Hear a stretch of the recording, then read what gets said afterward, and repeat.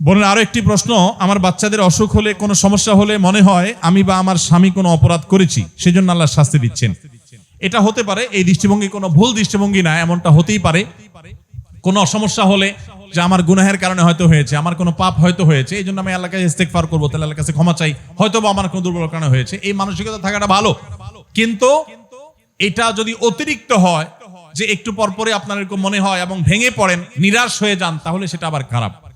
অবশ্যই যে কোনো বিপদ হলে, যে কোনো সমস্যা হলে সবকিছুর আগে ইমানদারের মাথায় আসবে যে হয়তো আমার কোনো পাপের প্রায়শ্চিত্ত আমি করছি, হয়তো কোনো গুনাহ হয়েছে আমার অজান্তে, যেটা আমি জন্য সাফার করছি, তাহলে আমি আল্লাহর কাছে আসি, ইস্তেগফার করি, তওবা করি। এটা খুবই ভালো বিষয় এবং এর মাধ্যমে আল্লাহ আমাদেরকে বিপদ থেকে উদ্ধার করবেন।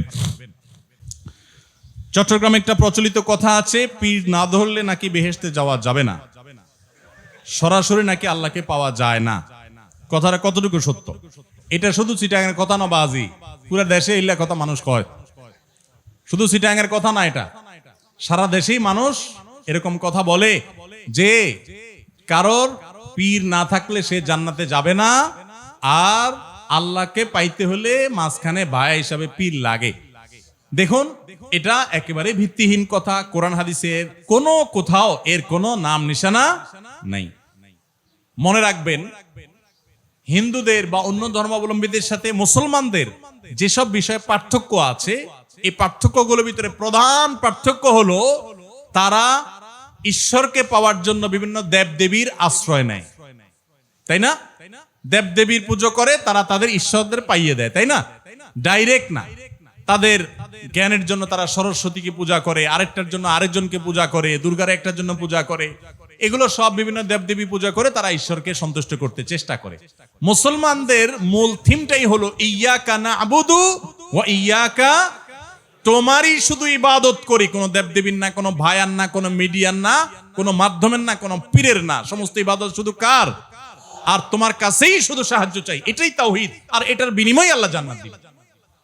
এই জন্য কোনো মুসলমান, কোনো ভাই আমার, কোনো বোন আমার যেন শিরকে লিপ্ত না হন, ভাইরা আমার।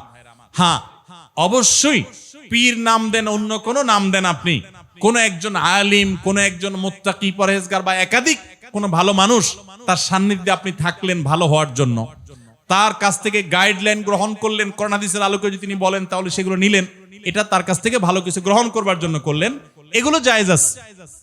বরং শুধু জায়েজ না, এগুলো বরং করা কাম্য। আল্লাহ বলেছেন, ইয়া আইয়ুহাল্লাযীনা আমানুত্তাকুল্লাহ ওয়া কুনু মা'আস সাদিকিন, হে ঈমানদারগণ তাকওয়া অবলম্বন করো এবং সত্যবাদীদের সাথে থাকো।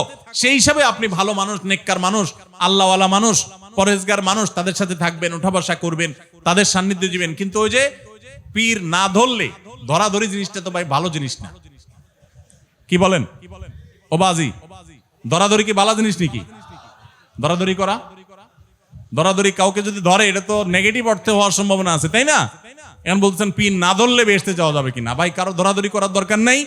নেককার মুত্তাকিদের পারলে সোহবত সান্নিধ্যে যাবেন। এছাড়া আল্লাহ জান্নাতকে কোনো ব্যক্তির উপর ডিপেন্ডেন্ট করে দেন না, যে তুমি অমুক হুজুরের পিছনে না গেলে, কোনো একটা হুজুর না ধরলে তোমার জান্নাত যাবে না। না, কোনো হুজুরের উপরে আপনাদের জান্নাত ডিপেন্ড করে না। আপনার জান্নাত ডিপেন্ড করে আপনার আমলের উপরে। আলেম ওলামাদের কাছ থেকে কোরআন হাদিসের জ্ঞান আহরণ করবেন, ভালো মানুষের সান্নিধ্যে যাবেন, সে আলেম না হলেও হতে পারে, কিন্তু সেটার উপরে আপনার জান্নাত একেবারে ঝুলে আছে, ওইটা না হলে আপনি যাবেন না, ব্যাপারটা সেরকম না।